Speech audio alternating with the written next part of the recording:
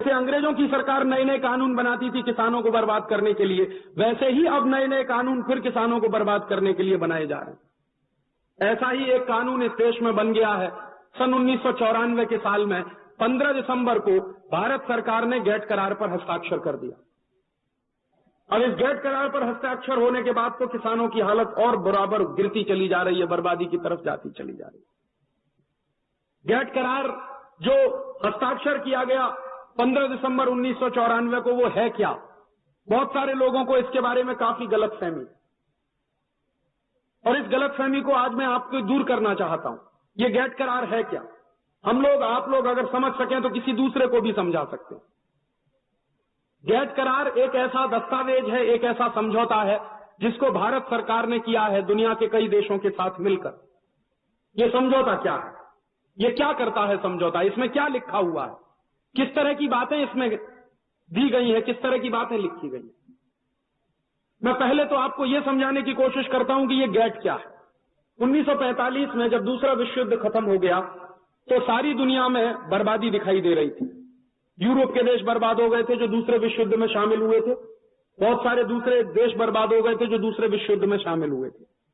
तो उस बर्बादी को दूर करने के लिए एक संस्था बनाई गई जिसका नाम रखा गया वर्ल्ड बैंक। इसका एक दूसरा नाम भी है, international bank for reconstruction and development, और उसको वर्ल्ड बैंक भी कहते हैं। ये क्यों बनाई गई संस्था? ये बनाई गई जिन देशों में बर्बादी आई है उन देश के लोगों को अगर लोन चाहिए प्रोजेक्ट चलाने के लिए, परियोजनाएं चलाने के लिए, सरकारों को कर्जा चाहिए तो सरकारें वर्ल्ड बैंक से कर्जा ले सकें। जो सरकारें बर्बाद हो चुकी थी, जो देश बर्बाद हो चुके। फिर उसी के साथ साथ एक और संस्था बनाई गई जिसका नाम है अंतर्राष्ट्रीय मुद्रा कोष, इंटरनेशनल मॉनेटरी फंड। इसकी जिम्मेदारी क्या दी गई थी? दुनिया के तमाम देशों को अपने कर्जे के तात्कालिक ब्याज चुकाने के लिए अगर पैसे की जरूरत पड़े तो अंतर्राष्ट्रीय मुद्रा कोष उसके लिए बनाया गया। वर्ल्ड बैंक बनाया गया बड़ी बड़ी परियोजनाओं का कर्ज लेने के लिए, और अंतर्राष्ट्रीय मुद्रा कोष बनाया गया तत्काल किसी देश को भुगतान की स्थिति का सामना करना पड़ रहा है, पैसा नहीं है उनके पास भुगतान करने के लिए, तो आईएमएफ बनाया गया तत्काल कर्ज देने के लिए। आईएमएफ और वर्ल्ड बैंक के अलावा एक तीसरी संस्था और बनाई गई जिसका नाम था GATT, general agreement on trade and tariff. और ये गैट संस्था की जिम्मेदारी क्या तय की गई? इसकी जिम्मेदारी यह तय की गई तो दुनिया के देशों में माल बिकने के लिए जाता है, किसी एक देश का माल किसी दूसरे देश में जाता है, दूसरे देश का माल किसी तीसरे देश में जाता है, तो ये दुनिया के तमाम देशों के माल एक दूसरे के देशों में जब बिकने के लिए जाते हैं तो उनमें अक्सर झगड़े होते रहते हैं। कोई देश किसी परदेशी देश के माल पर टैक्स बढ़ा देता है, कोई देश किसी दूसरे परदेशी देश के माल पर टैक्स बढ़ा देता है। तो इस तरह के टैक्स के झगड़े होते हैं, टैरिफ के झगड़े होते हैं, नॉन टैरिफ के झगड़े होते हैं। कोई देश कहता है हमको इतना ही माल चाहिए तो जबरदस्ती दूसरा देश बेचने की कोशिश करता है। तो इस तरह के जो झगड़े होते हैं, इन झगड़ों का निपटारा करने के लिए एक संस्था बनाई गई जिसका नाम रखा गया GATT, general agreement on trade and tariff. तो टैक्स के होने वाले झगड़े, टैरिफ के होने वाले झगड़े, वस्तुओं पर लगाए जाने वाले आयात शुल्क के होने वाले झगड़ों का निपटारा करने के लिए ये संस्था बनी, और जब से ये संस्था बनी तब से भारत इसका सदस्य रहा। अंग्रेजों ने और अमेरिका ने और यूरोप के कुछ देशों ने मिलकर ये गैट का निर्माण किया था, और भारत उस समय अंग्रेजों का गुलाम था 1945-46 में। तो अंग्रेजों ने जैसा तय कर दिया भारत ने वैसा माना। अंग्रेज चले गए और उन्होंने गैट नाम की संस्था में मेंबरशिप ले ली और भारत को भी जबरदस्ती गैट का मेंबर बना दिया। भारत जब गैट का मेंबर हो गया तो उसके बाद आजादी के तुरंत बाद इस देश में बहस हुई, और बहस के समय यह तय किया गया कि अभी भारत मेंबर बन गया है तो बन जाने दो, क्योंकि इससे कुछ खास नुकसान तो होता नहीं। उस समय गैट के कानून क्या थे कि कोई भी देश का व्यापार किसी दूसरे देश के साथ होगा तो उस व्यापार में जो झगड़ा होगा टैरिफ का या झगड़ा होगा नॉन टैरिफ का, तो उन्हीं झगड़ों का निपटारा करने के लिए ये संस्था काम करेगी, बाकी इस संस्था की कोई दूसरी जिम्मेदारी नहीं होगी। और इस तरह से गैट का काम चलना शुरू हुआ। एक नियम उसमें यह रखा गया था कि कोई देश का आंतरिक कानून और गैट के बनाए गए किसी कानून में अगर झगड़ा होगा तो देश का आंतरिक कानून लागू किया जाएगा, गैट का कानून लागू नहीं किया जाएगा। तो किसी देश की सीमा जब शुरू होती थी तो गैट का कानून वहां पर खत्म होता था। तो देशों की सीमा के अंदर गैट के कानून कभी लगा नहीं करते थे। देश की सीमा के बाहर जो ट्रेड का मामला है सिर्फ उसी में कानून लगा करते थे। तो इस तरह की व्यवस्था शुरू हुई और लगातार चलती रही। 10 साल चली, 15 साल चली, 20 साल चली, 25 साल चली, 30 साल चली। उसके बाद धीरे धीरे इस गैट नाम की संस्था को बदलने का एक अभियान अमेरिका ने शुरू किया। अमेरिका ने क्या किया? 1970 और 1980 के दशक में अमेरिका के बाजार में थोड़ी मंदी आ गई, यूरोप के बाजार में भी मंदी आ गई। और यूरोप और अमेरिका के बाजार में जब मंदी आई थोड़ी सी, तो अमेरिका और यूरोप के अर्थशास्त्रियों ने और वहां की सरकारों ने यह विचार करना शुरू किया कि हमारे बाजार की मंदी को अगर दूर करना है तो हमारे सामान दुनिया के तमाम दूसरे देशों के बाजारों में ज्यादा से ज्यादा बिकने चाहिए। तो अमेरिका का माल दूसरे देशों में बिकना चाहिए, यूरोप का माल दूसरे देशों में बिकना चाहिए। हालांकि उसके पहले भी बिकता था, अमेरिका का माल दूसरे देशों में, जापान का माल दूसरे देशों में, यूरोप का माल दूसरे देशों में, लेकिन ज्यादा से ज्यादा बिकना चाहिए। इस तरह की बात करना शुरू किया अमेरिकी सरकार ने और यूरोपियन सरकारों ने।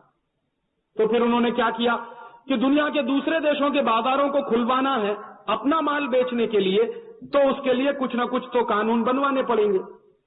तो अमेरिका ने और यूरोप के देशों ने गैट नाम की संस्था का दुरुपयोग करना शुरू किया इस काम के लिए। गैट में पहले जो कानून बनाए गए थे कि गैट में यह नियम था कि किसी भी देश के आंतरिक कानून में, आंतरिक मामले में हस्तक्षेप गैट नहीं करेगा। फिर अमेरिका ने ऐसी व्यवस्था बनाना शुरू किया कि गैट नाम की संस्था के नियम किसी देश के आंतरिक कानूनों में भी हस्तक्षेप कर सकते, और आंतरिक कानूनों में किसी देश में हस्तक्षेप करके उन देश के कानूनों को बदलवाकर अपने देश का माल उन देशों में बिकवाकर कोई नई व्यवस्था बना दी जाए, इसके चक्कर में अमेरिका और यूरोप के देश लगे रहे और उन्होंने उसमें थोड़ी सफलता हासिल की।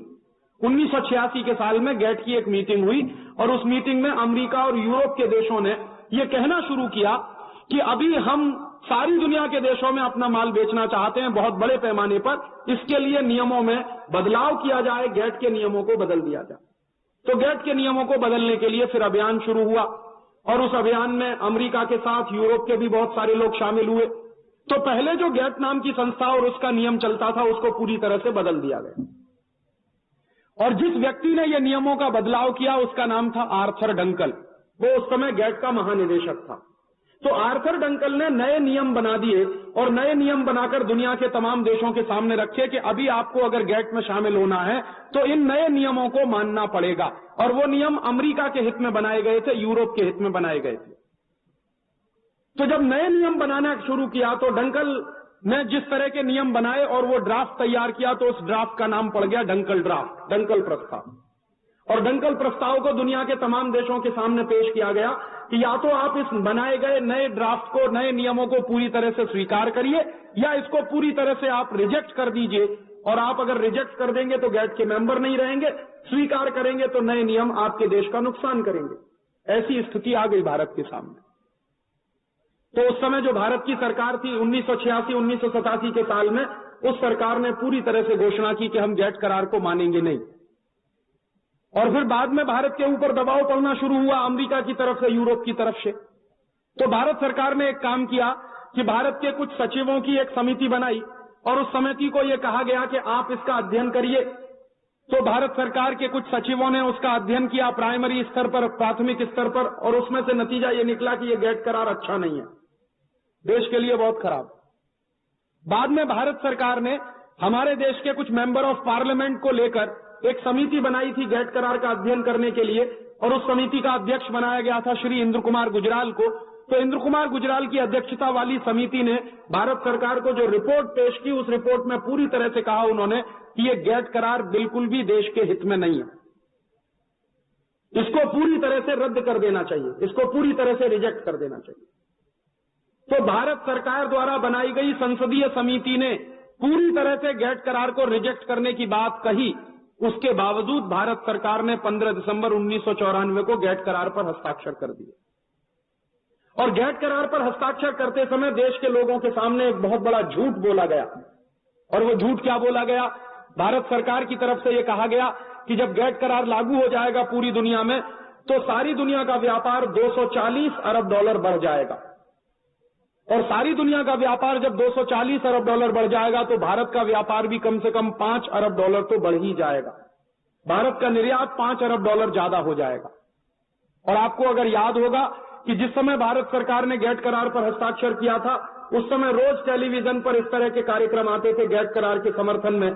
तो सरकार कभी एक को बिठाती थी, कभी दूसरे को बिठाती थी, और सरकारी जो भोंपू होते थे, जो सरकारी चाटुकार होते थे, वो टेलीविजन पर ये बताते थे गांव के किसानों को कि आपका बहुत फायदा होने वाला है, आपका निर्यात बढ़ने वाला है, किसानों को बहुत मदद होने वाली है, किसानों को बहुत फायदा होने वाला है। और इस तरह से पूरे देश में गेट करार विरोधी जो आंदोलन शुरू हुआ था, उसको धीरे धीरे खत्म करने का काम टेलीविजन के माध्यम से सरकार ने किया। और इस तरह से भारत की सरकार ने किसानों को और देश के लोगों को गुमराह किया कि 240 अरब डॉलर का व्यापार बढ़ेगा पूरी दुनिया का, भारत का व्यापार 5 से 6 अरब डॉलर का बढ़ेगा, भारत का निर्यात भी बढ़ेगा, भारत के किसानों की आमदनी बढ़ेगी, भारत के किसानों का निर्यात बढ़ेगा। इस तरह की बातें कहना शुरू कर दिया। आज गेट करार को लागू हुए 4 साल हो गए हैं, और 4 साल लागू होने के बाद स्थिति क्या है? 4 साल लागू होने के बाद स्थिति बिल्कुल उल्टी है। पूरी दुनिया में किसी भी स्तर पर 240 अरब डॉलर का व्यापार बढ़ा नहीं है, बल्कि भयंकर मंदी आ गई है पूरी दुनिया में। गेट करार लागू होने के बाद जो व्यापार बढ़ने की बात कही जा रही थी, बिल्कुल उल्टी बात साबित हुई है। व्यापार बढ़ा नहीं है, व्यापार बहुत कम हो गया है। और पूरी दुनिया में व्यापार जब कम हो जाता है, माल की खरीद और बिक्री कम हो जाती है, तभी मंदी आती है। इस समय पूरी दुनिया में भयंकर मंदी चल रही है। अमेरिका में भी मंदी चल रही है, यूरोप में भी मंदी चल रही है, खुद भारत में भयंकर मंदी चल रही है। तो इतना बड़ा झूठ इस देश के लोगों से बोला गया कि 240 अरब डॉलर का व्यापार बढ़ेगा, भारत का व्यापार 5 से 6 अरब डॉलर का बढ़ेगा, वो तो कहीं हुआ नहीं, बल्कि स्थिति उल्टी हो गई। स्थिति ये हो गई है कि भारत का निर्यात पहले जितना होता था उसमें 5 अरब डॉलर का निर्यात कम हो गया। जो 5 अरब डॉलर का निर्यात बढ़ने की बात कही जाती थी गेट करार लागू होने से, वो 5 अरब डॉलर का निर्यात अभी कम हो गया।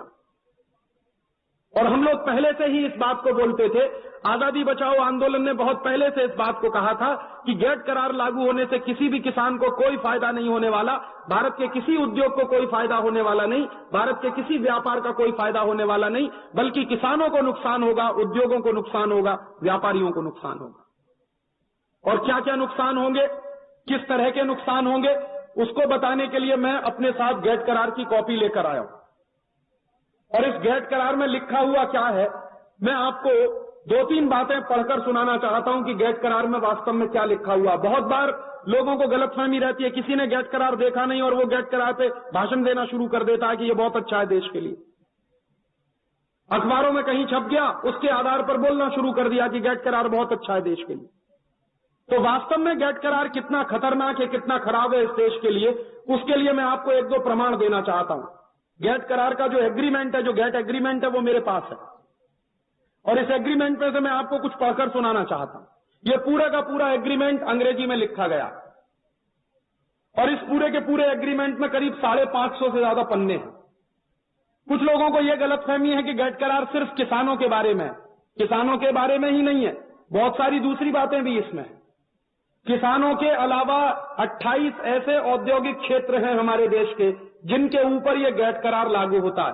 खेती और किसानों का इसमें एक अध्याय है, लेकिन इसके अलावा 27 और अध्याय है जो दूसरे तमाम क्षेत्रों पर लागू होते हैं। कपड़े के बारे में है, इसमें बीमा कंपनियों के बारे में है, बैंकों के बारे में है, सर्विसेज का पूरा सेक्टर है, ट्रिप्स का पूरा चैप्टर है, पेटेंट के बारे में है, इसमें बहुत सारे दूसरे विषयों के बारे में है, करीब 28 विषयों के बारे में इसमें है। उनमें से खेती और किसानों का एक विषय है सिर्फ इसमें। तो ये कहता क्या है और इस करार में लिखा हुआ क्या है, मैं आपको इसका एक पैराग्राफ पढ़कर सुनाता हूं। ये किस तरह का दस्तावेज है।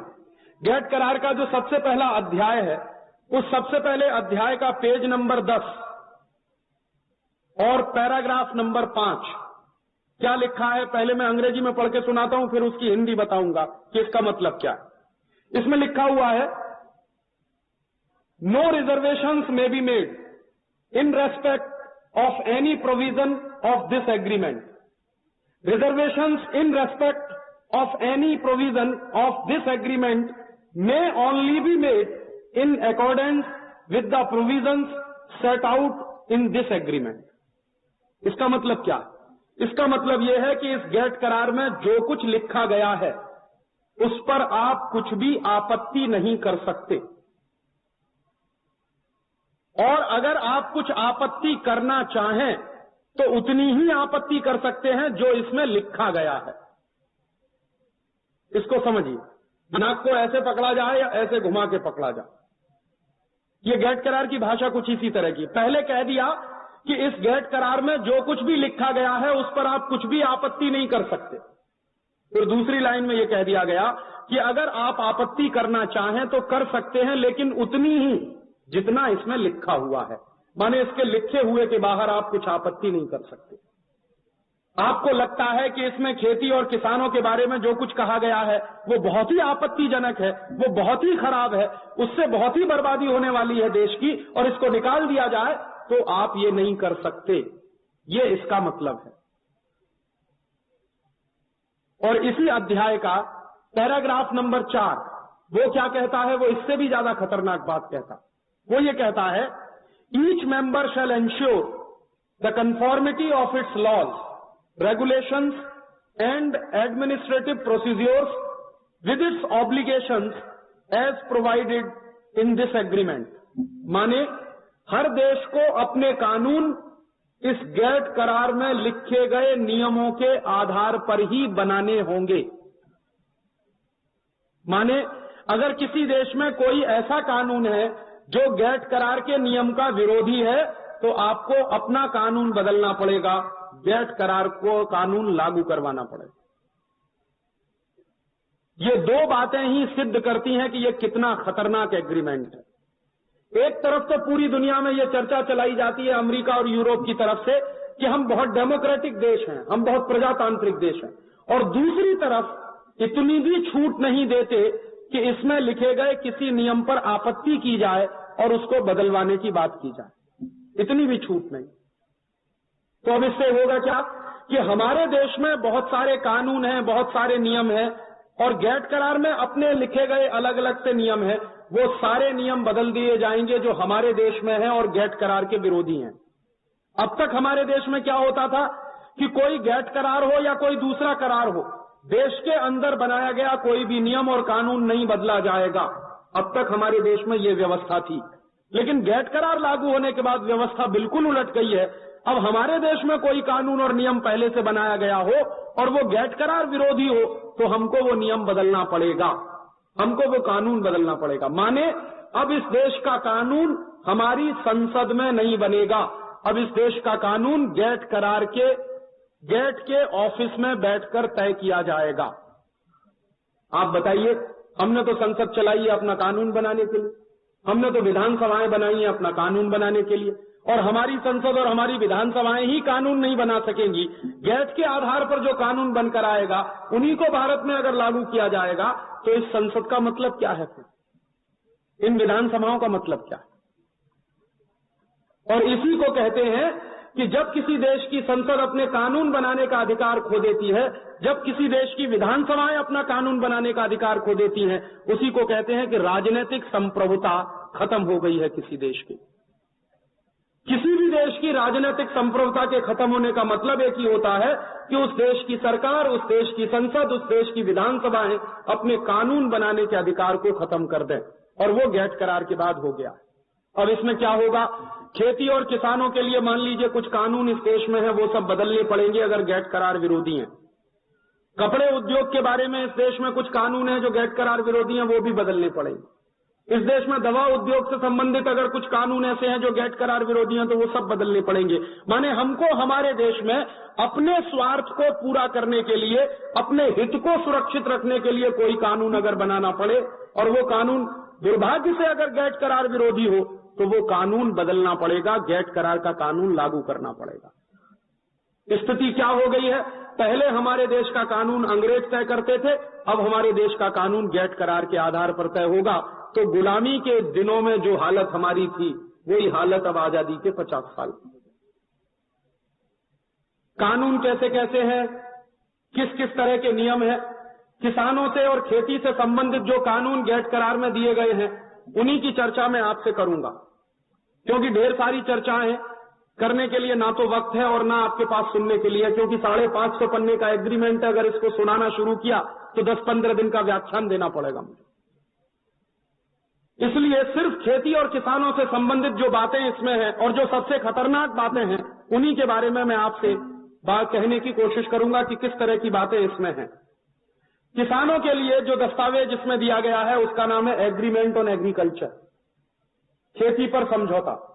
और खेती पर समझौते के जो नियम बनाए गए हैं उन नियमों में किस तरह के नियम है, जैसे हमारे यहां एक ऐसा नियम है जो अब तक चलता रहा है और लाल बहादुर शास्त्री ने बनाया था।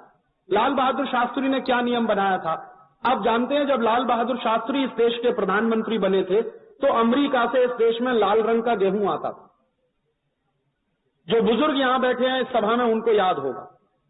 और अमेरिका से लाल रंग का गेहूं आता था, उसको कहते थे PL 480, PL 480। तो PL 480 कानून के तहत अमेरिका से लाल रंग का गेहूं भारत में भेजा जाता था और वो गेहूं अमेरिका में जानवर भी नहीं खाते थे। तो जिस गेहूं को अमेरिका के जानवर भी नहीं खाते थे वो गेहूं भारत के लोगों को खिलाया जाता था। और ये समझौता पंडित जवाहरलाल नेहरू ने किया था। लाल बहादुर शास्त्री जब प्रधानमंत्री बने तो प्रधानमंत्री बनते ही उन्होंने ये समझौता रद्द कर दिया। और लाल बहादुर शास्त्री जी का यह कहना था कि जो गेहूं अमेरिका में जानवर भी ना खाएं वो गेहूं भारत के लोगों को खिलाया जाए तो ये देश के लोगों का सबसे बड़ा अपमान है।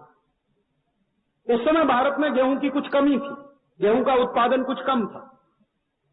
तो लाल बहादुर शास्त्री ने कहा कि भले ही मेरे देश में गेहूं का उत्पादन कितना ही कम क्यों ना हो, लेकिन मैं अपमानजनक शर्तों पर अमेरिका से गेहूं नहीं खरीदूंगा। और उन्होंने गेहूं खरीदने का समझौता रद्द कर दिया। उसके बाद में शास्त्री जी के ऊपर दबाव पड़ना शुरू हुआ और तमाम तरह के लोगों ने शास्त्री जी को यह कहना शुरू कर दिया कि आप अमेरिका से गेहूं नहीं खरीदेंगे, हिंदुस्तान के किसान भूखे मर जाएंगे, हिंदुस्तान के मजदूर भूखे मर जाएंगे। तो शास्त्री जी सबका एक ही जवाब देते थे कि गेहूं का उत्पादन अगर कम है तो हमको कमी में रहना सीखना होगा। अपमानजनक शर्तों पर हमें किसी का गेहूं खाना मंजूर नहीं। बहुत स्वाभिमानी आदमी थे शास्त्री। तो जब समझौता रद्द कर दिया तो एक दिन शास्त्री जी ने सारे देश के लोगों से एक अपील की। दिल्ली के रामलीला मैदान में एक बड़ी भारी जनसभा हुई थी और लाल बहादुर शास्त्री जी ने उस जनसभा को संबोधित किया था। और उस जनसभा में लाल बहादुर शास्त्री जी ने कहा जो देश के लोगों से, वो ये कि मैंने अमेरिका से लाल रंग का गेहूं खरीदना बंद कर दिया क्योंकि अपमानजनक शर्तों पर मुझे गेहूं लेना मंजूर नहीं। अब देश में गेहूं की कमी होगी तो मैं सारे देश के लोगों से अपील करता हूं कि वो गेहूं खाना कम कर दें और अगर संभव हो तो सप्ताह में एक दिन व्रत रखना शुरू कर दें। और देश के करोड़ों लोगों ने शास्त्री जी की इस अपील का स्वागत किया और हिंदुस्तान में करोड़ों लोगों ने सोमवार को व्रत रखना शुरू कर दिया। शास्त्री जी ने अपील की कि हमें सम्मान के साथ रहना है, भले ही एक समय कम खाना पड़े, अपमान के साथ हमको किसी का कुछ भी नहीं लेना। तो राष्ट्र के सम्मान को सुरक्षित रखने के लिए लाल बहादुर शास्त्री ने जब करोड़ों लोगों से अपील की तो करोड़ों लोगों ने उस बात का स्वागत किया। और वो समय ऐसा समय था, अब आप जानते हैं कि पाकिस्तान के साथ हमारा युद्ध चल रहा था 1965 के साल। और पाकिस्तान के साथ जो युद्ध चल रहा था, आप जानते हैं कि युद्ध में अर्थव्यवस्था पूरी तरह से डगमगा जाती है, खर्चे बहुत बढ़ जाते हैं सरकार। तो ऐसी स्थिति में भी शास्त्री जी ने अमेरिका से मदद लेना बंद करवा दिया। इतने स्वाभिमानी आदमी।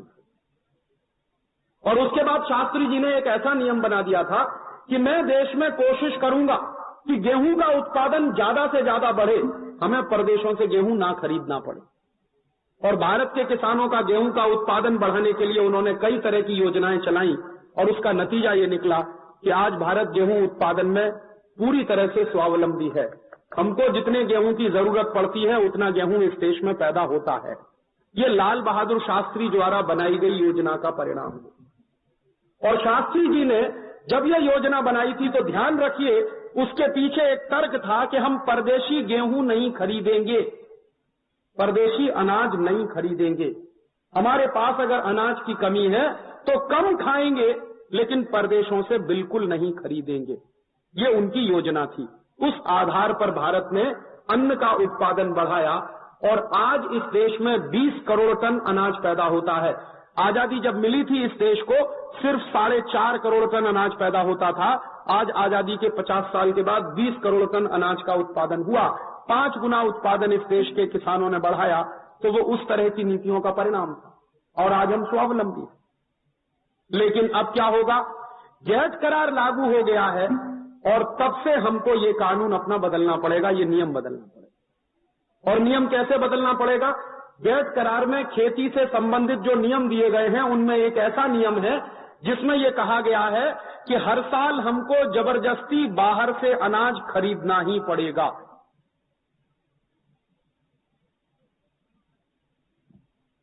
हमें उसकी जरूरत हो या ना हो, लेकिन जबरदस्ती हर साल हमको बाहर से अनाज खरीदना ही पड़ेगा। कितना खरीदना पड़ेगा और कैसे खरीदना पड़ेगा, उसके लिए जो नियम इसमें लिखा गया है गैट करार में, वो मैं आपको पढ़कर सुनाना चाहता हूं। एग्रीमेंट ऑन एग्रीकल्चर में पेज नंबर 23 पर एनेक्सर नंबर 5 है और उस एनेक्सर नंबर 5 में पैराग्राफ नंबर 5 है, जो ये बात कहता है कि हमारे जैसे देशों को जबरदस्ती हर साल बाहर से अनाज खरीदना ही पड़ेगा, चाहे उसकी जरूरत हो या ना हो। वो कैसे कहता है? Where the special treatment is not to be continued at the end of the implementation period, the member concerned shall implement the provisions of paragraph 6 below. In such a case, after the end of the implementation period, the minimum access opportunities for the designated product shall be maintained at the level of 8% of corresponding domestic consumptions in the base period in the schedule of the member concerned. मतलब क्या है इसका? 1986 से 1988 के साल में भारत के लोगों ने जो अनाज खाया था कुल मिलाकर वो था लगभग 24-25 करोड़ टन। तो 24-25 करोड़ टन जो हमने कुल अनाज खाया, उस अनाज का 8% हर साल हमको विदेशों से खरीदना ही पड़ेगा, चाहे उसकी जरूरत हो या ना हो। अभी जैसे मान लीजिए हमारे यहां गेहूं की जरूरत नहीं है विदेशों से खरीदने के लिए, लेकिन खरीदना पड़ेगा। हमको शक्कर की जरूरत नहीं है विदेशों से खरीदने के लिए, लेकिन खरीदनी पड़ेगी। हमको तुअर की दाल विदेशों से खरीदने की जरूरत नहीं है अगर, लेकिन खरीदनी पड़ेगी, जबरदस्ती लेनी पड़ेगी। और ये नियम हमारे देश पर कितने खतरनाक तरीके से लागू होगा, क्योंकि भारत की आबादी 98 करोड़ है, इसलिए हमारा डोमेस्टिक कंजम्पशन भी ज्यादा है। हमारे यहां लोग ज्यादा हैं, हमारे यहां जनसंख्या ज्यादा है, इसलिए हमारे यहां अनाज का उपयोग भी बहुत ज्यादा है। और जिन देशों में जनसंख्या बहुत कम है, जिन देशों में लोग बहुत कम है, वहां पर अनाज का उपयोग भी बहुत कम है। तो उन देशों के लिए तो ये नियम बहुत अच्छा है, क्योंकि बहुत थोड़ा सा उनको खरीदना पड़ेगा। लेकिन हमारे देश में तो जनसंख्या सबसे ज्यादा है। गैट में जितने देश मेंबर हैं, उन सभी देशों में सबसे ज्यादा जनसंख्या वाला देश है भारत।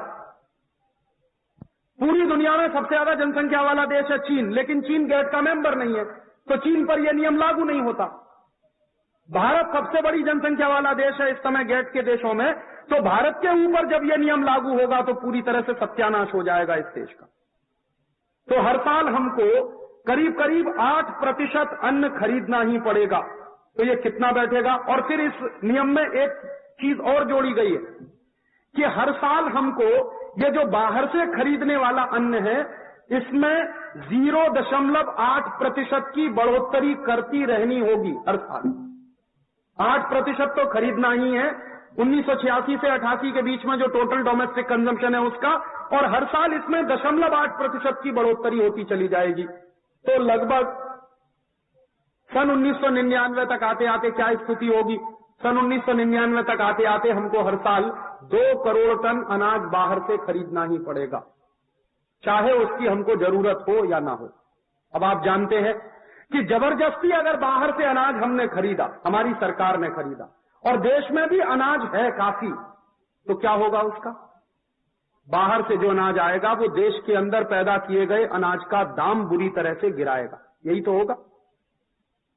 आप जानते हैं जब भी समाज में उपभोग से ज्यादा सप्लाई हो जाए, डिमांड से ज्यादा सप्लाई हो जाए, जितनी जरूरत नहीं है उससे ज्यादा माल आ जाए बाजार में, तो निश्चित रूप से सामान की कीमतें गिर जाती हैं। तो भारत में जरूरत नहीं है जिस अनाज की, वो अनाज अगर आ जाएगा जबरदस्ती, तो कीमतें गिरेंगी, और अनाज की कीमतें गिरेंगी तो नुकसान किसको होगा? किसानों को होगा। और ये काम शुरू हो गया है। कैसे शुरू हो गया है? इस साल आपने अखबारों में खबर पढ़ी होगी, भारत सरकार ने 15 लाख टन परदेशी गेहूं खरीदा है अभी कुछ दिन पहले। क्यों खरीदा? गैस करार का नियम है। जरूरत नहीं थी हमको इस साल गेहूं खरीदने की, लेकिन भारत सरकार ने खरीदा। और किस भाव में खरीदा? इस साल हमारे देश के किसान सरकार को बोलते थे कि 700 रुपए क्विंटल में हम आपको गेहूं बेचेंगे, आप हमको 700 रुपए क्विंटल का गेहूं का भाव दे दो। मैंने आपको बताया किसान खुद भाव नहीं तय कर पाता, सरकार तय करती है। जो पैदा करता है वही भाव तय नहीं करता, और जो कभी हल नहीं चलाता, जिसने कभी हल नहीं चलाया, वो भाव पैदा करता है, वो भाव तय करता है गेहूं। जिसने कभी खेती नहीं की, वो खेती से पैदा होने वाले सामानों का दाम तय करता है दिल्ली में बैठ के, और जो रोज खेती करता है उसी को अधिकार नहीं है खेती का दाम तय करने का, खेती के अन्न का दाम तय करने का। तो किसानों ने कहा भारत सरकार को कि इस साल हमको गेहूं बेचने का अधिकार दे दो 700 रुपए क्विंटल। भारत सरकार ने नहीं दिया, तो सरकार ने माना 650 रुपए क्विंटल। सरकार ने कहा कि 650 रुपए क्विंटल से ज्यादा भाव नहीं दे सकते गेहूं का, और भारत के किसानों को कह दिया गया कि आप 650 रुपए क्विंटल में गेहूं बेचिए। और जिन सरकारों ने भारत के किसानों का गेहूं 650 रुपए क्विंटल में बिकवाया, उसी सरकार ने ऑस्ट्रेलिया से गेहूं खरीदा 850 रुपए क्विंटल। माने भारत के किसान मांग रहे थे 700 रुपए क्विंटल गेहूं का दाम, तो नहीं दिया सरकार ने, लेकिन ऑस्ट्रेलिया की एक कंपनी से गेहूं खरीद लिया सरकार ने 850 रुपए क्विंटल। माने परदेशी किसानों का गेहूं तो 800 रुपए 50 रुपए क्विंटल, 850 रुपए क्विंटल खरीद सकते हैं, लेकिन अपने देश के किसानों का गेहूं 700 रुपए क्विंटल में भी नहीं खरीदते। आप सोचिए ये कैसी सरकारें हैं। हम कैसे कहें कि ये हमारे राष्ट्र की सरकार है, ये हमारी सरकार है। हमारे किसानों का गेहूं तो नहीं खरीदते 700 रुपए क्विंटल में, परदेशी किसानों से खरीदते हैं 850 रुपए क्विंटल में। तो ये सरकार हमारी है या परदेशियों की? और इसी तरह से आप जानते हैं कि पिछली साल भारत सरकार ने चीनी खरीदी थी 10 लाख टन परदेशों से। तो चीनी खरीदी जा रही है 10 लाख टन परदेशों से। गेहूं खरीद लिया 15 लाख टन परदेशों से। अभी जो गेहूं आ गया है 15 लाख टन, उसको रखने की जगह नहीं है पूरे देश में, क्योंकि जहां गेहूं रखा जा सकता है वो भंडार पहले से ही भरे पड़े। फूड कॉर्पोरेशन ऑफ इंडिया के ऑफिसर्स कहते हैं कि हमारा ही गेहूं इतना पैदा हुआ है इस साल देश में कि उसी को रखने की जगह नहीं है। ये परदेशों से 15 लाख टन और आ गया, इसको रखें कहां? तो हो सकता है किसी दिन पड़े पड़े सड़ जाए वो पूरा का पूरा गेहूं, लेकिन सरकार ने पैसा दे दिया है डॉलर में गेहूं खरीद कर। ऐसे सत्यानाश हो रहा है इस गेट करार के कारण। और ऐसे ही शक्कर खरीद ली गई 10 लाख टन परदेशों से। जिस समय भारत सरकार शक्कर खरीद रही थी परदेशों से, उस समय ऐसी स्थिति थी कि थोड़ा शक्कर के दाम बढ़ते अगर तो किसानों को थोड़ा फायदा हो सकता था, लेकिन उसी समय परदेशी शक्कर खरीदकर दाम गिराए शक्कर के, और किसानों को सीधे नुकसान हो गया उसका। तो अभी शक्कर खरीदी गई है, गेहूं खरीदा गया है, अब तुअर की दाल भी खरीदी जाएगी, चावल भी खरीदा जाएगा, चना भी खरीदा जाएगा, मटर भी खरीदी जाएगी, बाजरी भी खरीदी जाएगी, ज्वारी भी परदेशों से आएगी, मक्का भी परदेशों से आएगी। माने जो कुछ भारत का किसान पैदा करता है वो सब परदेशों से आकर बिकना चालू हो जाएगा इस देश में। तो जरा सोचिए क्या होगा इस देश के किसानों को। हमारे यहां अब तक तो परदेशी कंपनियों की लिपस्टिक बिकती है, नेल पॉलिश बिकती है, उनका साबुन बिकता है, उनकी क्रीम बिकती है, उनका पाउडर बिकता है, उनके कपड़े बिकते हैं, उनके जूते बिकते हैं, उनकी चप्पल बिकती है, और हिंदुस्तान के लोग लाइन लगाकर खरीदते हैं क्योंकि इंपोर्टेड माल है। सबके मन में लार टपकती है कि इंपोर्टेड माल मिल जाए तो सबसे अच्छा है।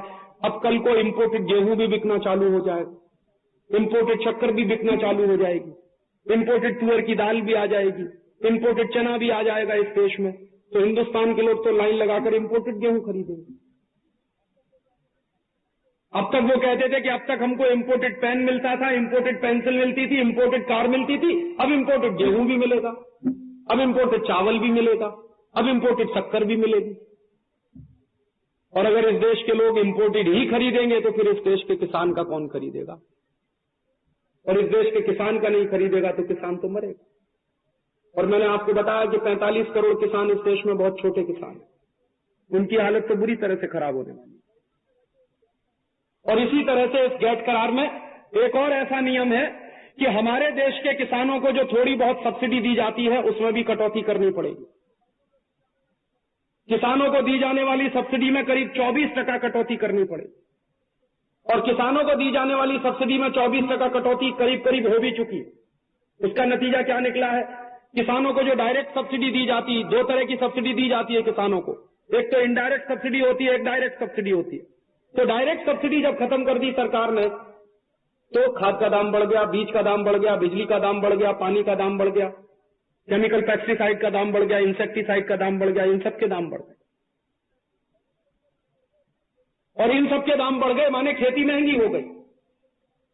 और दुर्भाग्य दूसरा क्या है कि गांव का किसान खेती महंगी करे, माल बाजार में बेचने के लिए जाए तो परदेशी माल आ जाए, दाम गिर जाए नीचे, तो किसान को दोहरा नुकसान। तो जो नियम कभी हिंदुस्तान में अंग्रेजों ने चलाए थे, जो नियम कभी अंग्रेजों के जमाने में चलाए गए थे, उसी तरह के नियम अब इस देश में गैट करार के माध्यम से चलाने की कोशिश की जा रही है।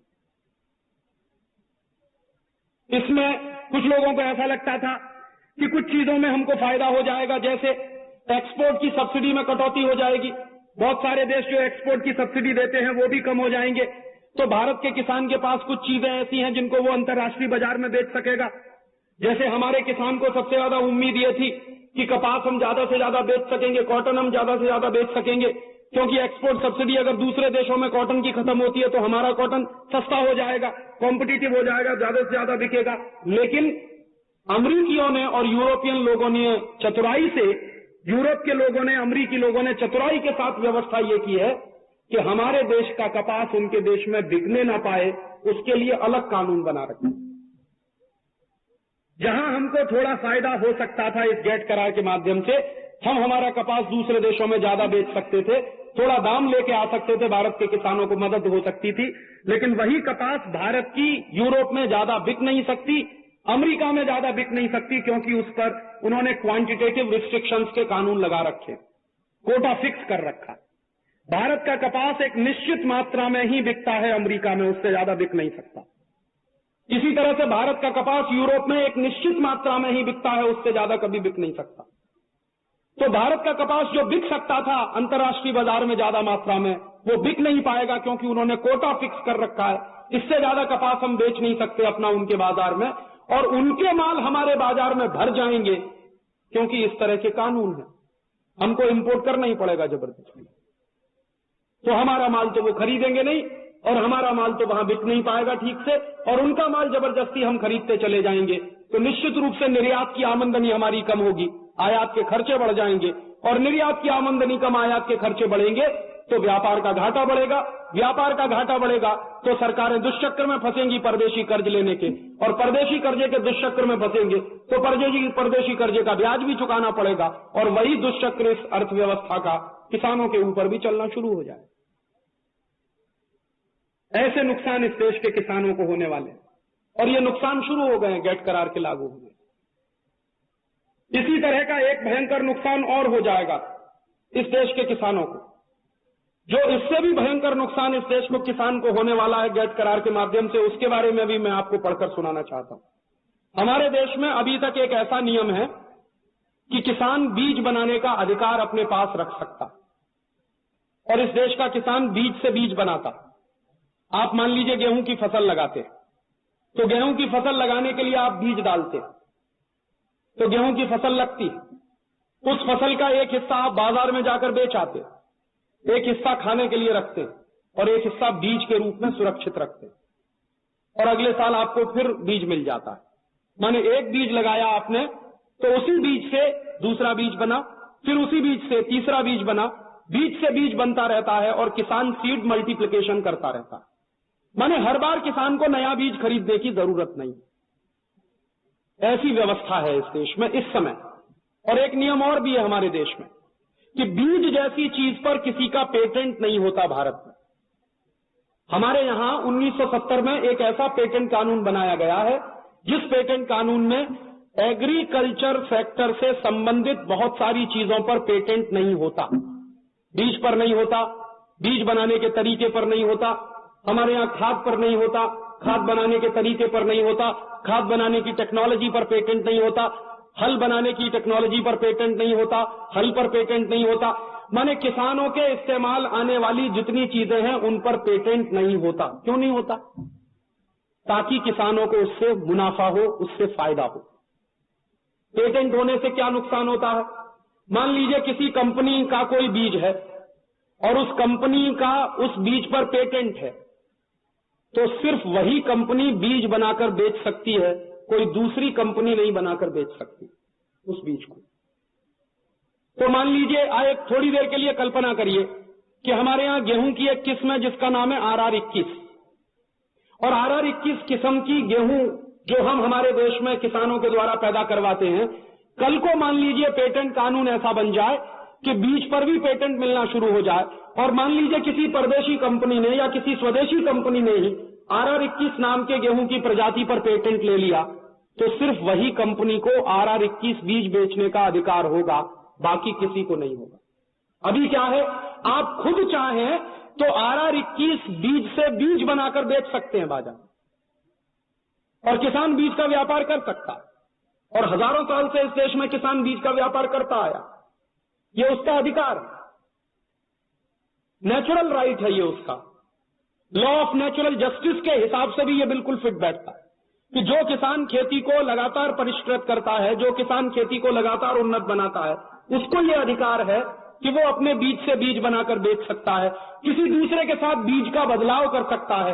अक्सर किसान एक बीज दूसरे को देते हैं, दूसरे से एक बीज ले लेते हैं, इस तरह का बदलाव पूरे देश में चलता है। वो सब अब पूरी तरह से खत्म हो जाएगा, क्योंकि गेट करार का नियम ऐसा कहता है कि बीज पर भी पेटेंट देना होगा, और खेती से जुड़ी हुई कोई भी टेक्नोलॉजी पर पेटेंट होगा। हिंदुस्तान में अभी तक जो खेती से जुड़ी हुई टेक्नोलॉजी पर पेटेंट नहीं दिया गया, अब हिंदुस्तान में खेती से जुड़ी हुई हर टेक्नोलॉजी पर पेटेंट देना होगा। क्या बोलता है गेट करार इसके बारे में? गेट करार का एक एग्रीमेंट है जिसका नाम है agreement on trips, trade related intellectual property rights का जो एग्रीमेंट है, जिसके बारे में ये पेटेंट की बात कही गई है। तो पेज नंबर गेट करार का 342 और आर्टिकल नंबर 27 पैराग्राफ नंबर 1 ये क्या बोलता है? पहले मैं अंग्रेजी में बताऊंगा, फिर उसकी हिंदी बताऊंगा इसका मतलब क्या। Subject to the provisions of paragraph 2 and 3 below, patent shall be available for any inventions, whether products or processes, in all fields of technology, provided that they are new, involve an inventive step, and are capable of industrial applications. फिर उसके बाद subject to the paragraph 4 of article 65 and paragraph 8 of article 70 and paragraph 3 of this article, patent shall be available and patent rights enjoyable without any discrimination as to the place of invention, the field of technology, and whether products are imported or locally produced. इसका मतलब क्या?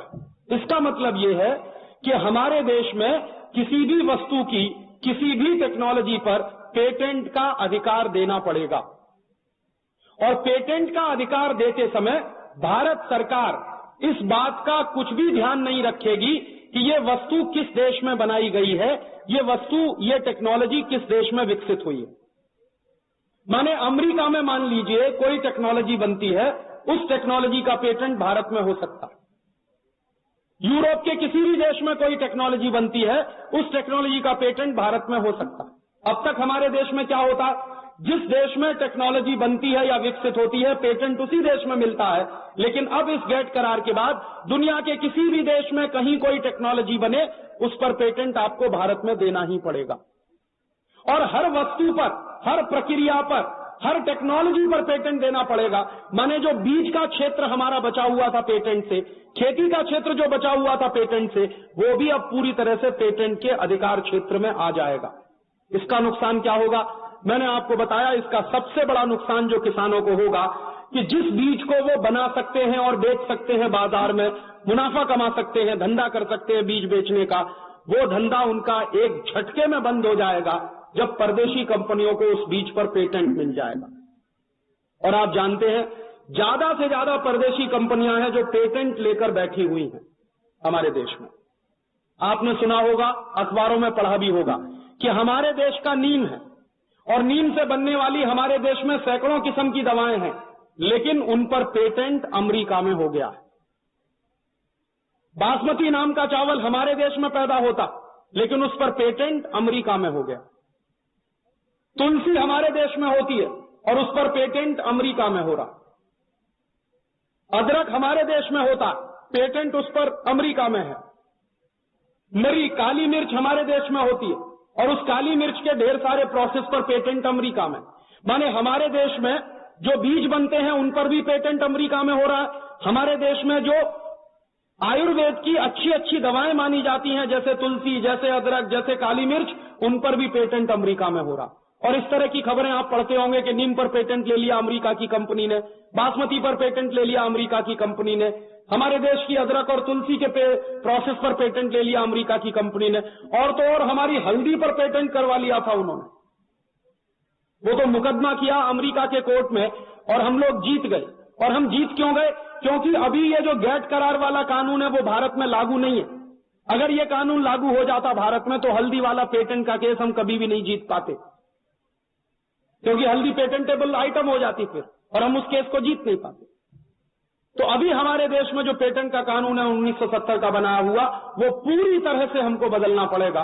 और वो कानून अगर बदला तो हिंदुस्तान के किसान का सबसे बड़ा नुकसान होगा कि वो बीज से बीज बनाकर बेच नहीं सकेगा और उससे मुनाफा नहीं कमा सकेगा। अब तक जो किसान करता रहा है वो पूरी तरह से बंद कर दिया जाएगा। तब आप पूछेंगे इसका और नुकसान क्या हो सकता है? आपको मैं जानकारी ये देना चाहता हूं कि जब परदेशी कंपनियों के अधिकार क्षेत्र में और बड़ी बड़ी कंपनियों के अधिकार क्षेत्र में पूरा बीज आ जाएगा, तो ये कंपनियां इस तरह की बदमाशी करने जा रही हैं कि वो ऐसा बीज बनाएंगी जिससे सिर्फ एक बार फसल होगी, दूसरी बार फसल ही नहीं होगी। उस बीज को अंग्रेजी में कहा जाता है टर्मिनेटर सीड। टर्मिनेटर सीड का माने ऐसा बीज जिसको आप एक बार खेत में लगाइए, उससे फसल ले लीजिए, फिर दोबारा अगर आपने उस फसल को बीज के रूप में इस्तेमाल किया तो वो कभी नहीं होगी, फसल ही चौपट हो जाएगी आपकी। और टर्मिनेटर सीड इतना खतरनाक बीज है कि वो जिस खेत में लगा दिया जाए आजू बाजू के बहुत सारे खेतों को अपने आप बर्बाद कर देगा। आप जानते हैं कि कई बार विदेशों से बीज आते हैं तो उन बीज के साथ साथ बहुत सारी बीमारियां आती। हमारे यहां जब परदेशी बीज आया था एक बार, तो उस परदेशी बीज के साथ साथ कांग्रेसी घास घुस गई इस देश में, और गांव-गांव में फैल गई है वो कांग्रेसी घास। और सब किसान परेशान है कि इसको खत्म कैसे किया जाए। और अब ऐसे ही बीज आएंगे जिनके साथ ये सब सत्यानाशी बीमारियां आएंगी, तो हमारे पास ये अधिकार भी नहीं होगा। और इतना बड़ा नुकसान किसानों का होने जा रहा। और ये परदेशी कंपनियों की चाल और साजिश है कि भारत में बीज के बाजार पर पूरी तरह से उनका नियंत्रण हो जाए। और आपको मैं एक तीसरी बात और बता दूं इसी के साथ साथ जुड़ी हुई, कि पेटेंट ये कितने साल के लिए दिया जाएगा। मान लीजिए किसी बीज पर किसी परदेशी कंपनी का पेटेंट है तो वो कितने साल के लिए होगा। तो इसमें जो एक प्रोविजन है पेज नंबर 346 और पैराग्राफ नंबर 31, पैराग्राफ नंबर 31 का आखिरी लाइन है जो बताता है, क्या बताता है? The term of protection available shall not end before the expiration of a period of 20 years counted from the filing date. माने किसी कंपनी को जिस दिन पेटेंट मिला उससे लगातार 20 साल तक उस कंपनी का पेटेंट अधिकार होगा। माने किसी एक कंपनी को मान लीजिए RR21 गेहूं की प्रजाति पर पेटेंट मिल गया तो पूरे 20 साल तक उस कंपनी को ही अधिकार होगा RR21 बीज बनाकर बेचने का, बाकी किसी को नहीं होगा 20 साल तक। आप सोचिए 20 साल में तो एक पीढ़ी जवान होकर खत्म हो जाती है, एक पीढ़ी चली जाती है, गुजर जाती है, और पूरी की पूरी पीढ़ी किसान बर्बाद रहेगा। फिर आप कह सकते हैं, कुछ लोगों को ऐसा लगता है कि राजीव भाई हम भी तो पेटेंट करा सकते हैं। हिंदुस्तान का 45 करोड़ किसान तो गरीबी की रेखा के नीचे जीता है, वो पेटेंट एप्लीकेशन कैसे फाइल करेगा?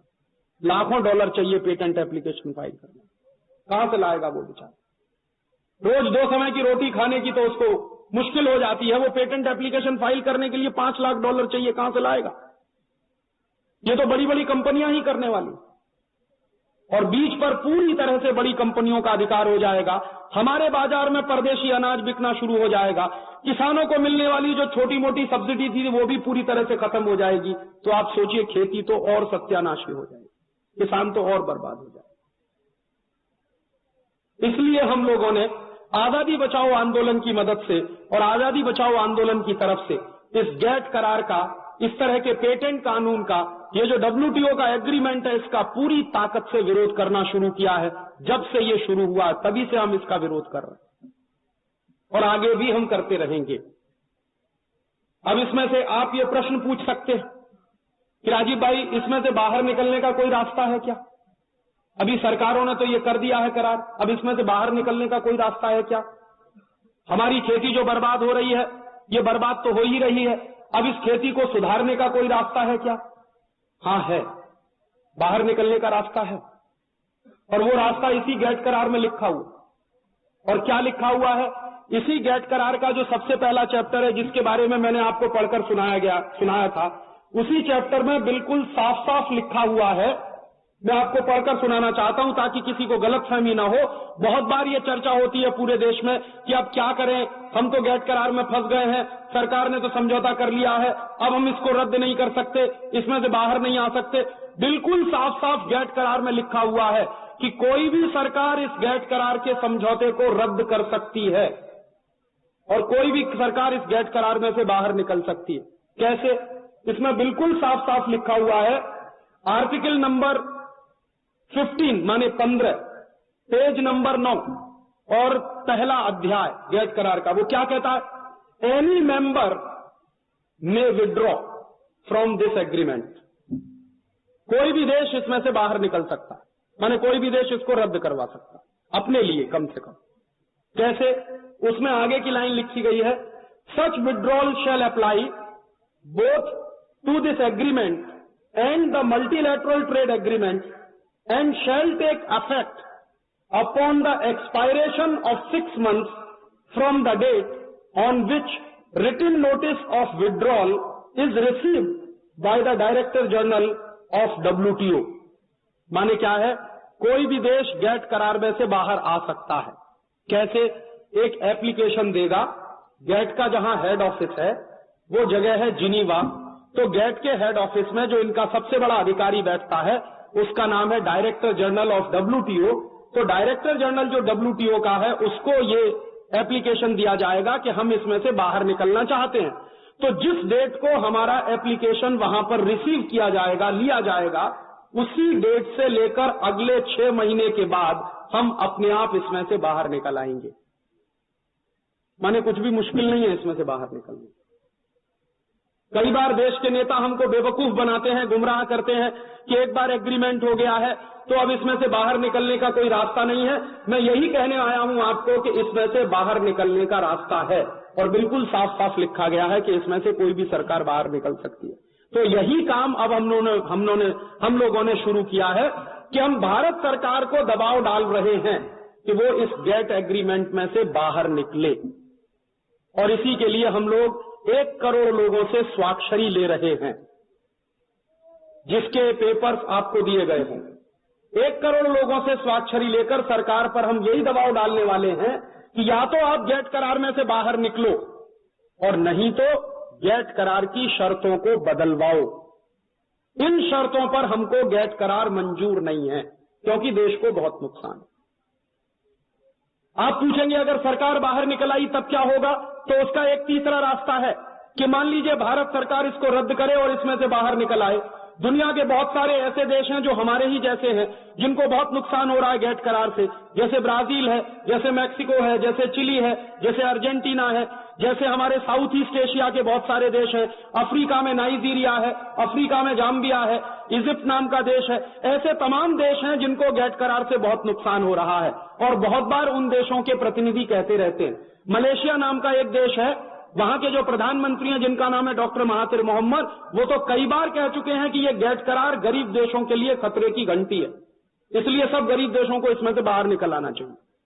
तो एक रास्ता और है, वो रास्ता ये है कि अगर भारत सरकार इसमें से बाहर निकले तो उन सभी देशों को बाहर निकलने के लिए रास्ता खुल जाएगा जो इसमें फंस गए हैं। और वो सब देश भी अगर इसमें से बाहर निकल आए तो ये गेट नाम की संस्था ही रद्द हो जाएगी, ये डूब जाएगी, भाड़ में चली जाएगी और हम सबकी जान बच जाएगी। फिर हम क्या कर सकते हैं? जो देश इसमें से बाहर निकलेंगे उन सब देशों के साथ मिलकर फिर से कोई एक नया एग्रीमेंट हम कर सकते हैं जो हमारे देश के हित के अनुकूल हो, उन देशों के भी हित के अनुकूल हो, हमारे किसानों के फायदे में हो, हमारे उद्योगपतियों के फायदे में हो, दूसरे देशों के भी किसानों के फायदे में हो, उनके भी उद्योगपतियों के फायदे में हो। एक नया एग्रीमेंट फिर कर सकते हैं। ये एग्रीमेंट कभी अंग्रेजों ने किया था अमरीकियों के साथ मिलकर, तो जरूरी तो नहीं है कि वही परमानेंट हो गया, अभी कोई दूसरा एग्रीमेंट भी हो सकता है। तो हम लोग दो ही बातें सरकार को कह रहे हैं, या तो आप इसमें से बाहर निकलो, और बाहर निकलो तो दूसरे तमाम देशों को बाहर निकालने का रास्ता बताओ और एक नया एग्रीमेंट साइन करो सभी देशों के साथ मिलकर, या इस गेट एग्रीमेंट की शर्तों को बदलवाओ, क्योंकि ये शर्तें देश के हित में नहीं है, न किसानों के हित में है, न उद्योगों के हित में है, न व्यापारियों के हित में है, किसी के हित में नहीं है। और जानते हैं हम कि सरकार इसको सुनेगी, और सरकार ने अगर नहीं सुना, 1 करोड़ लोगों की स्वाक्षरी करा के जो हम देने वाले हैं सरकार को, अगर उसने बात ये नहीं मानी, तो मैंने कल आपसे कहा था कि हम सरकार के खिलाफ सुप्रीम कोर्ट में जाएंगे, और हमारी पिटीशन गेट के बारे में पहले से ही सुप्रीम कोर्ट में जा चुकी है, और हम सरकार के खिलाफ मुकदमा लड़ेंगे। और सुप्रीम कोर्ट में जाकर हम ये सिद्ध करेंगे कि ये गेट करार नाम का पूरा जो दस्तावेज है वो संविधान विरोधी है। और आप जानते हैं कि हमारे देश में कोई भी सरकार संविधान विरोधी एक भी काम नहीं कर सकती। कोई भी सरकार को यह अधिकार नहीं है कि वो संविधान विरोधी कोई समझौता कर सके। और ये संविधान विरोधी कैसे है? मैंने आपको बताया कि हमारे देश में अब तक एक गोल्डन रूल चलता रहा है कि अगर कोई अंतर्राष्ट्रीय कानून देश के कानूनों के हित के खिलाफ है तो देश का कानून जिंदा रहेगा, अंतर्राष्ट्रीय कानून भारत में नहीं लागू होगा। लेकिन अभी गेट करार लागू होने के बाद क्या होने जा रहा है कि अंतर्राष्ट्रीय कानून लागू होगा, हमारे देश का कानून जिंदा नहीं रहेगा। तो इसका माने कॉन्ट्रा कॉन्स्टिट्यूशनल है ये एग्रीमेंट। और इसके होने के बाद हमारे देश की सरकारों के कानून बनाने के अधिकार खत्म होते हैं। केंद्र सरकार जो कानून बना सकती है वो अधिकार खत्म होते हैं, राज्य सरकारें विधानसभा में जो कानून बना सकती हैं उसके अधिकार खत्म होते हैं, और केंद्र और राज्य सरकारों के कानून बनाने के अधिकार अगर खत्म होते हैं तो हमारी पॉलिटिकल सॉवरेनिटी खत्म होती है, राजनीतिक संप्रभुता खत्म होती है। और संविधान में राजनीतिक संप्रभुता का बहुत बड़ा महत्व है। और तीसरी बात जो हम कहने वाले हैं कि हमारे यहां संविधान में फेडरल स्ट्रक्चर की बात कही गई है। राज्य के और केंद्र के संबंध जो हैं वो फेडरलिज्म के आधार पर है। तो ये जो फेडरल स्ट्रक्चर है उसमें क्या होता है, केंद्र कोई ऐसा कानून बनाना चाहता है जिससे राज्य पर प्रभाव पड़ता है तो केंद्र पहले राज्य सरकार को पूछेगा, और राज्य सरकार कोई ऐसा कानून बनाना चाहती है जिसका अधिकार क्षेत्र केंद्र के पास है तो राज्य सरकार केंद्र से पूछती है। माने बिना केंद्र सरकार राज्य को पूछे और बिना राज्य सरकार केंद्र को पूछे इस तरह के कानून नहीं बना सकते। लेकिन गेट करार लागू होने के बाद ये नहीं होने वाला। गेट करार के बाद तो ये हालत हो जाएगी कि सरकार सोच भी नहीं पाएगी किसी कानून के बारे में, वो विदेशों से बनकर आ जाएगा, गेट के ऑफिस से बनकर आ जाएगा और भारत में लागू हो जाएगा। इसलिए हम लोग इसको कह रहे हैं कि ये कॉन्ट्रा कॉन्स्टिट्यूशनल एग्रीमेंट है, संविधान विरोधी ये दस्तावेज है, इसलिए इसको रद्द करना ही होगा। और सुप्रीम कोर्ट में इसकी बड़ी भयंकर सुनवाई होगी, क्योंकि ये सुनवाई कम से कम 7 जजों की बेंच के पास जाएगी। बहुत बड़ी कॉन्स्टिट्यूशनल बेंच बनानी पड़ेगी, तब जाकर इस पर सुनवाई होगी। और उस पूरी सुनवाई को शुरू करवाने के पहले हम देश के लोगों को बताना चाहते हैं कि हम ये काम क्यों कर रहे हैं, हम गेट करार का विरोध क्यों कर रहे हैं, हम WTO के एग्रीमेंट का विरोध क्यों कर रहे हैं, उससे देश को क्या नुकसान है। और यही बात मैं आपको समझाना चाहता। अब इस पूरी प्रक्रिया में से बाहर निकलना है हमारे अपने देश को, तो मुझे लगता है कि हमको गेट करार रद्द करवाना पड़ेगा। इसी के साथ साथ जो कानून इस देश में किसानों को बर्बाद करने के लिए बनाए गए हैं वो कानून भी रद्द करवाने पड़ेंगे। और इसकी लड़ाई भी हमको अलग से शुरू करनी है कि अंग्रेजों के जमाने के बनाए गए जो कानून भारत में आज भी लागू हैं उन सबको एक एक करके रद्द किया जाए। और तकलीफ हमारी क्या है, अंग्रेजों के जमाने के बनाए हुए 3735 कानून हैं इस देश में जो आज भी लागू हैं। मैंने आपको बताया था लैंड एक्विजिशन एक्ट जो लागू है वो अंग्रेजों के जमाने का, इंडियन फॉरेस्ट एक्ट जो लागू है वो अंग्रेजों के जमाने का, इंडियन सिविल सर्विसेज एक्ट जो लागू है वो अंग्रेजों के जमाने का है। तो ऐसे अंग्रेजों के जमाने के बनाए हुए 3735 कानून इस देश में आज भी हैं। तो इन सब कानूनों को एक एक करके रद्द करवाना होगा और इसके लिए बहुत बड़े पैमाने पर आंदोलन चलाना पड़ेगा। किसानों की जमीनें ना छीनी जाएं, किसानों की जमीनों पर सरकारों के अधिकार ना होने पाए, इसके लिए हमको लड़ना होगा और लैंड एक्विजिशन एक्ट को खत्म करवाना होगा। ये जो जंगल हैं वो समाज की संपत्ति है, राष्ट्र की संपत्ति है, गांव की संपत्ति है, इसके लिए लड़ना होगा और इंडियन फॉरेस्ट एक्ट को बदलवाना होगा। अंग्रेजों के आने के पहले जैसे जंगल गांव समाज की संपत्ति माने जाते थे, राष्ट्र के लोगों की संपत्ति माने जाते थे, वैसी ही व्यवस्था फिर बनवानी होगी। इसी तरह से गांव के किसान को अपने खेत में पैदा किए गए अनाज का दाम तय करने का अधिकार नहीं है। इसके लिए फिर लड़ना पड़ेगा और आंदोलन चलाना पड़ेगा और सरकारों को मजबूर करना पड़ेगा कि वो किसानों को दाम तय करने का अधिकार दें।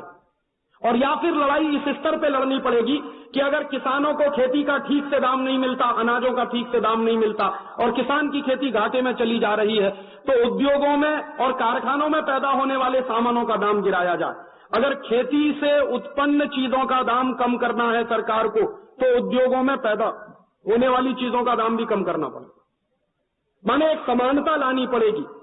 हमारे देश का जो सर्विस सेक्टर है, हमारे देश का जो इंडस्ट्रियल सेक्टर है और हमारे देश का जो खेती किसानी का सेक्टर है, क्षेत्र है, इन तीनों के दामों में एक रूपता लानी पड़ेगी, समरूपता लानी पड़ेगी, तब किसान की गरीबी दूर होगी। नहीं तो किसान की गरीबी दूर होने का कोई रास्ता नहीं है कि किसान जो पैदा करे वो सस्ते में बिके और किसान जो खरीदे वो बहुत महंगे में खरीदे। ये नियम जब तक चलता रहेगा किसानों की गरीबी दूर नहीं होगी। इसके लिए भी हमको लड़ना पड़ेगा, इसके लिए भी आंदोलन करना पड़ेगा और इसी के लिए हम लोग ये आजादी बचाओ आंदोलन के माध्यम से प्रयास कर रहे हैं। और जिस तरह से अंग्रेजों ने भारत के किसानों को बर्बाद करने के लिए गाय का कत्ल करवाना शुरू किया था, गोहत्या करवाना शुरू किया था, उस तरह से ये जो गोहत्या आज भी चल रही है इसको पूरे देश में रुकवाना होगा।